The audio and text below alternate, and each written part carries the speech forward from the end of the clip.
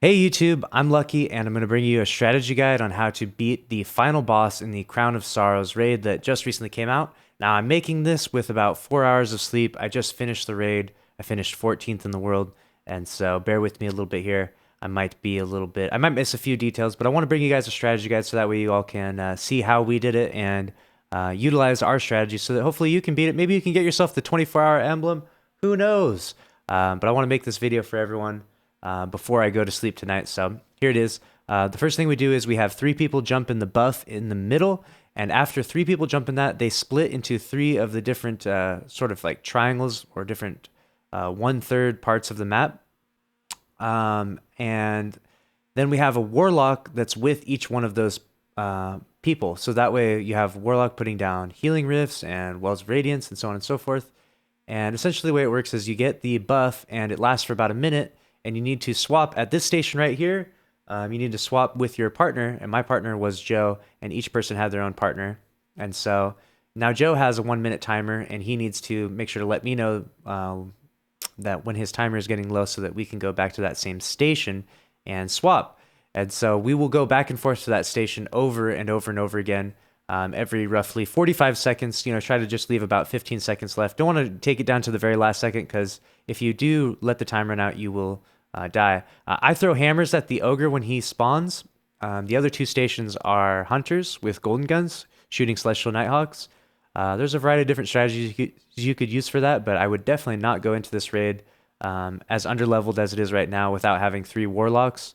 Right now there's the contest modifier, so essentially you're stuck at 720 power, even though the encounter is a 735 encounter, so you're at -15 even if you're at 720, but I wasn't even 720. I'm like 714, so I'm getting absolutely pounded, as you can see by that knight with this Hive Boomer. He just absolutely mops me there.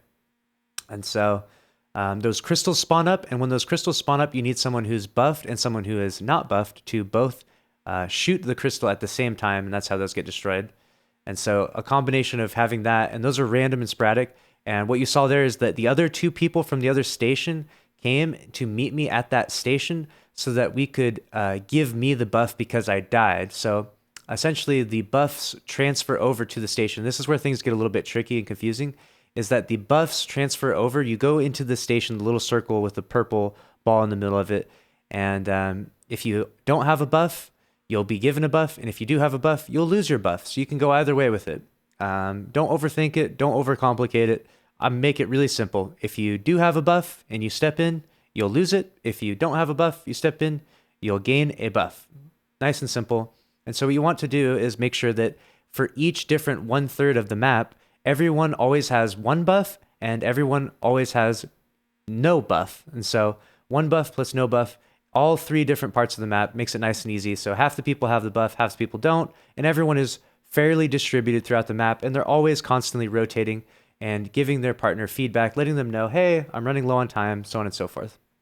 Right here, the crystal spawns, and we shoot it. Me and my teammate there together, we shoot that buff, and then we move on to the next part. Essentially, you need to bait out that meat cleaver guy as well. He his shield can only be removed if you and your partner melee him.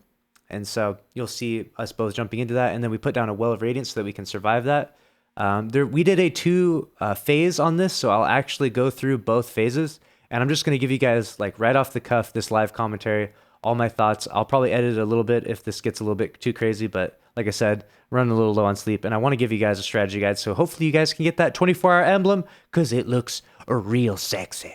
And so what you do there is you shoot the hands together, the left hand, and then the right hand, and then the head. You could go right hand, left hand, head, whatever you want, but we did left hand, right hand, head, and we're calling that out to our teammates.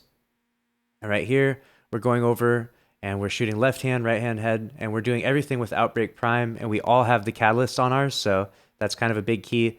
No one in this encounter was too much higher than 720. We did have a few underleveled people. I think 3 of us were maybe under 720, 3 or 4 of us even. And so we were definitely not like the best for power leveling in terms of being able to handle the raid, but we did the best we could with what we had, and we did pretty good. As you can see here, this is our first phase of damage, and we're getting all the buffs we can. I actually have the melee perk on that if I melee and kill an ad, I get damage increase. And so we did a lot of damage in our first phase. That was actually probably our strongest first phase. And if you'll notice there, immediately afterwards, me and my teammate, we run back and we shoot our station so that we can refresh our timer. You always have to be keeping your eyes on that bottom left corner and making sure that that timer doesn't run out. And you're communicating to your teammate, letting him or her know, hey, my timer is getting low. Hey, please come to the station with me so we can swap. And the station, after you've swapped, it has like a 10-second cooldown, so you can do it pretty often. Like, you don't have to stress it. It's not like a full minute cooldown or anything too crazy. There's 3 stations, so just assign a station to each pair within your team, and you should be able to get that knocked out. So there we go again. We go back to the station, we swap, then we see the crystal, we rush up to the crystal. You have to go inside the orb. You both have to put bullets on it. One person charged, one person uncharged. Where things can get really tricky and frustrating is that as you can see here, you can either shoot some of the ads if you're charged, or you can't shoot some of the ads. So it's back and forth, which is why you need one person who has the buff and one person who doesn't have the buff. And so things can get a lot of tricky and confusing if 2 people end up getting the buff for whatever reason. Just keep a calm head and just go back to the station and lose your buff with the pair that's across from you. It's not a big deal. There's a ton of opportunity and potential in this encounter for recovery. It feels like there isn't because you're new to the encounter and the mechanics are all very foreign to you, but there's a ton of opportunity for recovery. There's really no need to stress anything throughout this encounter. You have lots of time to recover from pretty much everything. Here you can see that's the meat cleaver guy. We both punch him. He gets frozen, and once he gets frozen, you have to shoot the hand there. And once you do enough damage to the hand, he will then pull out his cleaver and smash that down. And once that happens 3 times, that's when the first initial sequence towards damage phase, you then have to shoot his hands, both his hands. There's a crystal there. We're starting to freak out a little bit because we realize that we're about to beat it, and we've been in the raid for like 9 hours, so you'll see my face just light up a little bit. But we're trying to stay calm. Right here, I'm calling out that I need the pair across from me to come to the station so I can get a new charge.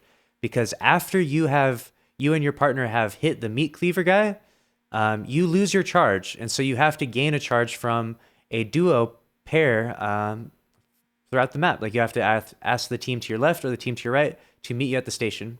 And right here, this was a missed call from the partner across from me.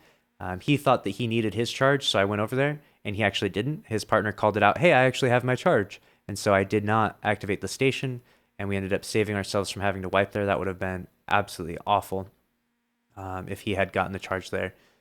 So now we've done everything we need to start the damage phase. Me and my duo partner here are going to continue to clear out all the ads. Again, I can only damage half of them. He can damage the other half. We have to clear them out together. We have to communicate. We have to talk. We have to call out our buff and make sure that we go and swap our buff if necessary. The crystal spawns right above us, so we both need to jump up and put some damage on it. It's the only way that can be destroyed. And we continue to clear out these ads, and eventually we're going to get to the damage phase section where we're going to shoot both the hands. Here it is. We shoot the left hand, we shoot the right hand, and then we shoot the head. Outbreak Perfected is amazing for this. And the Catalyst is really nice for clearing ads if necessary. Just an awesome weapon. Clearly the weapon of choice if you're trying to beat this raid encounter at this point in time, if you're trying to beat it within the 24-hour contest parameters. And so the final stage of damage will be at a different station each time. And so this time it happened to be at our station. We called this station Station 3. The first station being the station where the raid banner spawned, the second station being to the right, and then ours being the third station. So 1, 2, and 3.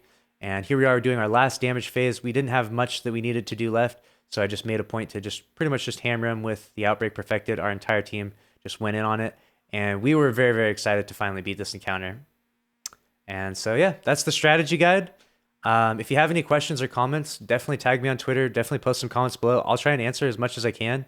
You can watch through this video a few times if you need to catch some stronger details on how to do certain things. Make sure if you beat the encounter in the first 24 hours, you teabag him. Of course, got to let him know. Got to assert the dominance. And enjoy your awesome emblem if you do beat it in the first 24 hours. And make sure to like this video. Make sure to subscribe for more. And I'll see you in the next one. Thank you all so much for watching. Have a good night.